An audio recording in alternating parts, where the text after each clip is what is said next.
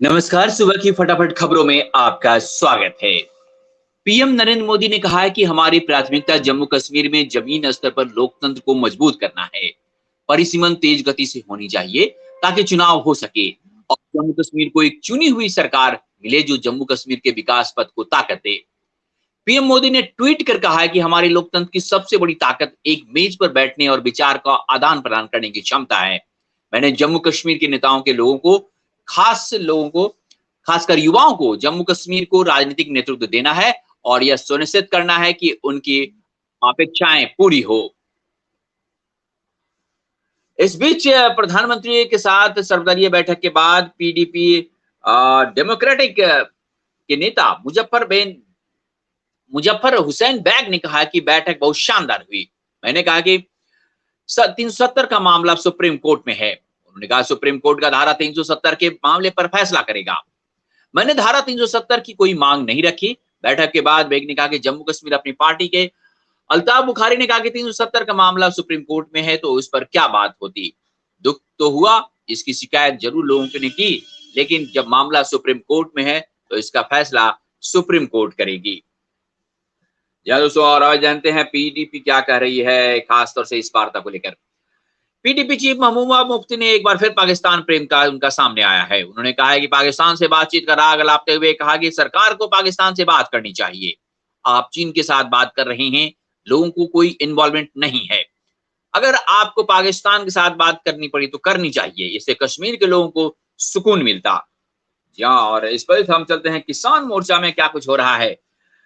जहां संयुक्त किसान मोर्चा ने कहा है कि पिछले साल लागू किए गए 3 कृषि कानूनों के खिलाफ उनके आंदोलन के 26 जून को 7 महीने पूरे होने पर उत्तर प्रदेश के किसानों सहित बड़ी संख्या में कृषकों के दिल्ली की सीमाओं पर प्रदर्शनकारियों के बीच शामिल होने की उम्मीद है। एसकेएम के एक बयान में कहा गया है कि सिंधु, टिकरी और गाजीपुर बॉर्डर पर किसान 26 जून की तैयारी कर रहे हैं और वो इसे कृषि बचाओ लोकतंत्र बचाओ दिवस के रूप में मनाएंगे। पिछले साल सितंबर में लागू किए गए केंद्रीय कानून के खिलाफ आंदोलन की अगुवाई कर रहे 40 किसान संघों के सामूहिक संगठन ने पूरे देश में 26 जून को कृषि बचाओ लोकतंत्र बचाओ दिवस के रूप में मनाने की तैयारी चल रही है। किसान नवंबर से दिल्ली की सीमाओं पर डेरा डालकर कानून को वापस लेने की मांग कर रहे हैं। साथ ही उनकी मांग है कि फसलों पर न्यूनतम समर्थन मूल्य की गारंटी के लिए एक नया कानून बनाया जाए। जहां दोस्तों और इस बीच एक और बड़ी खबर आ रही है, जहां राष्ट्रीय सुरक्षा सलाहकार अजीत डोभाल ताजिकिस्तान की राजधानी दुशांबे में शंघाई सहयोग संगठन एससीओ के सदस्य राष्ट्रों के उच्च सुरक्षा अधिकारियों की बैठक में शामिल हुए। ताजिकिस्तान के एससीओ मीटिंग में भारत के राष्ट्रीय सुरक्षा सलाहकार अजीत डोभाल ने कहा कि सीमा पर आतंकवाद बंद होनी चाहिए। एनएससी ने आतंकवादी को बढ़ावा देने वालों के खिलाफ एक्शन की बात कही। संयुक्त राष्ट्र के नियमों पर कड़ाई से पालन किया जाना चाहिए। एनएससी अजीत डोभाल ने एससीओ की बैठक में पाकिस्तान सहित आतंकवादी संगठन लश्कर ए तैयबा और जैश ए मोहम्मद के खिलाफ कार्य योजना लाने का आग्रह किया। जहां दोस्तों अब हरियाणा भाजपा प्रदेश कार्यकारिणी की बैठक को संबोधित करते हुए बीजेपी अध्यक्ष जेपी नड्डा ने कहा कि एक समय हरियाणा भ्रष्टाचार प्रदेश था। 2014 में मोदी सरकार आई और हरियाणा में सरकार स्थापित हुई। उसके बाद हरियाणा भ्रष्टाचारी प्रदेश से प्रगतिशील प्रदेश बनने की ओर बढ़ा। आज 7 साल हो गए, कोई घोटाला नहीं हुआ है। आर्थिक और सामाजिक दृष्टि निचले पायदान पर जो लोग थे, मेरा परिवार मेरी पहचान योजना के तहत उनका सशक्तिकरण करने का काम किया गया। इस योजना को एक सफल आयाम तक पहुंचाने का काम हरियाणा की सरकार ने किया है। जेपी नड्डा ने कहा कि एक समय था जब पंचायत में मुखिया किसी योजना के फॉर्म देने के लिए भी पैसा मांगता था। हरियाणा में भ्रष्टाचार की ये सीमा थी। आज 551 योजनाओं की जानकारी उनके फॉर्म राज्य के सरल केंद्रों पर उपलब्ध है। ये साधारण आदमी को भ्रष्टाचार से आजाद करने का प्रयास है। जहां आप चलते हैं बंगाल की ओर। पश्चिम बंगाल के मुख्यमंत्री ममता बनर्जी ने जम्मू कश्मीर को लेकर बड़ा बयान दिया है। इस दौरान उन्होंने केंद्र सरकार पर निशाना साधा। उन्होंने कहा कि जम्मू कश्मीर के से आखिरी पूर्ण राज्य का दर्जा क्यों छीना गया। ममता बनर्जी ने कहा कि 2 साल तक कश्मीर में कोई जा नहीं पाया। कश्मीर को लेकर देश में बहुत बदनामी भी हुई है।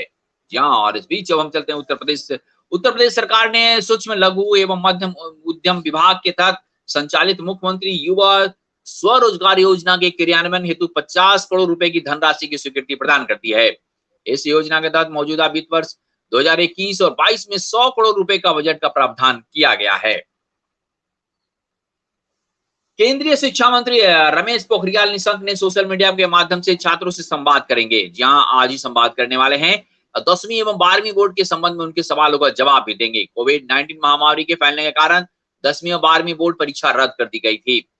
अखिल भारतीय आयुर्विज्ञान संस्थान कोविड के बाद उत्पन्न समस्याओं के उपचार करा रहे निशंक ने कहा कि छात्र उन्हें अपने सवाल और आशंकाओं से संबंधित संदेश भेज रहे हैं। शिक्षा मंत्री ने अपने ट्वीट में कहा कि मुझे आपके ढेर सारे संदेश एवं सूचनाएं लगातार मिल रही है। साथ ही आपने मेरे स्वास्थ्य के प्रति चिंता भी व्यक्त की है। इसके लिए मैं आपको सबों को धन्यवाद व्यक्त करते हुए कहना चाहूंगा, अब मैं स्वस्थ महसूस कर रहा हूं।